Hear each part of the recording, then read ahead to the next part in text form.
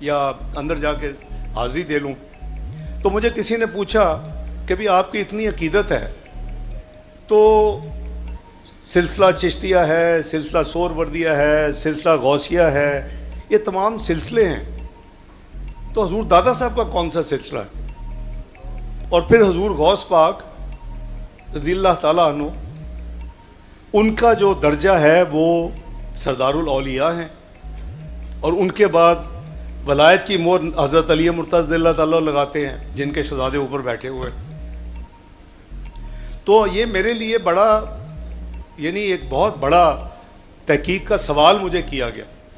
میں نے پھر اس پہ کچھ اللہ تعالیٰ کو جنہیں عنایت کیا ہوتا ہے, تو مجھے ایک دفعہ وہ ہستی مل گئی. تو میں نے پوچھا, میں نے کہا جی یہ کیا فرق کیا ہے؟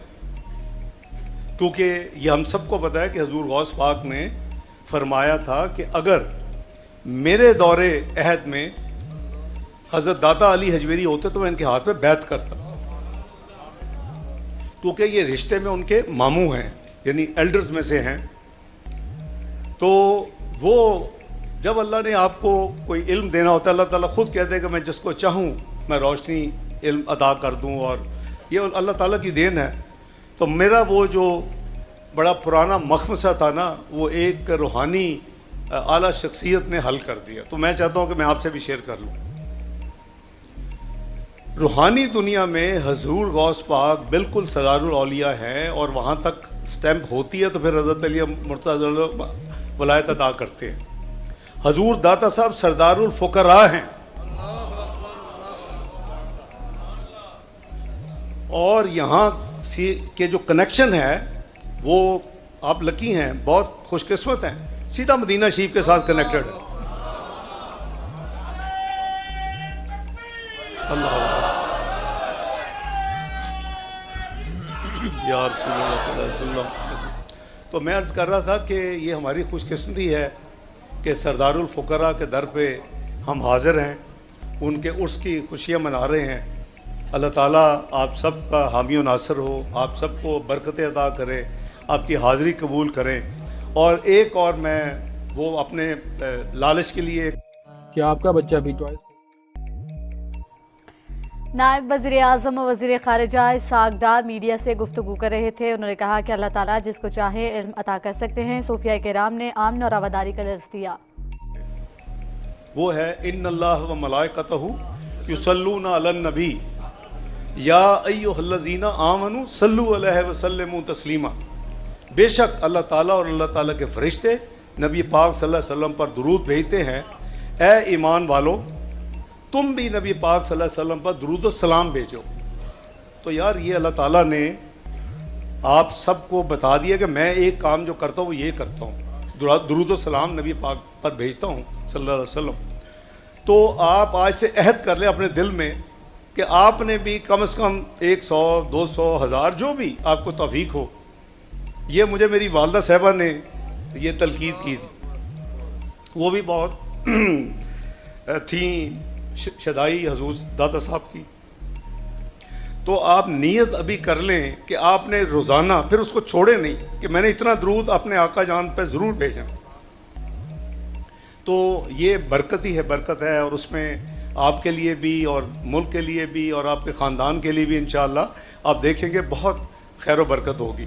تو میں بس یہی عرض کروں گا کہ آپ سب مہربانی کر کے دعا جب کریں آج کل تو پاکستان کے لیے خصوصی دعا کریں. یہ کوئی اس میں کوئی دو رائے نہیں ہے کہ پاکستان نے بہت معاشی طور پر نقصان اٹھایا. پاکستان نے 2017 جب میاں نواز شریف صاحب کی قیادت ختم ہوئی تو 24ویں معیشت سے اگلے 4 سال میں 47ویں معیشت ہو گیا. یہ چھوٹا نقصان نہیں ہے.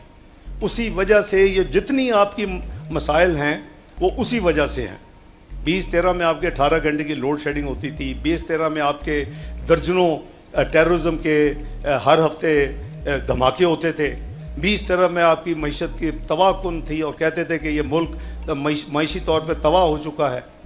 تو اللہ تعالیٰ نے 3.5 سال میں وہ تمام چیزیں, وہ جو 18 گھنٹے کی لوڈ شیڈنگ ختم ہو گئی, وہ معیشت کو ساری دنیا مترف ہو گئی, اور یہ کہہ دیا کہ G20 میں پاکستان شامل ہوگا، الحمدللہ جس طرح تیزی سے ترقی کر چکا ہے اور کر رہا ہے، اور آپ کے ملک میں دھماکے بس 1-2% رہ گئے۔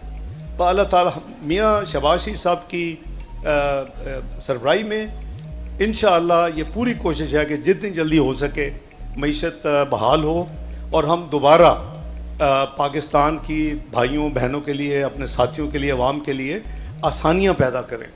اور اس حوالے سے میں سمجھتا ہوں کہ وزیر اعلیٰ پنجاب محترمہ نواز شریف صاحبہ لائق تحسین ہیں، انہوں نے بہت بڑا قدم اٹھایا ہے اور کوئی چھوٹا اماؤنٹ نہیں ہے، 46 ارب اپنے بجٹ سے مختص کر کے 14 روپے فی یونٹ 500 یونٹ کے جو استعمال کرنے والے ان کو ریلیف دی ہے۔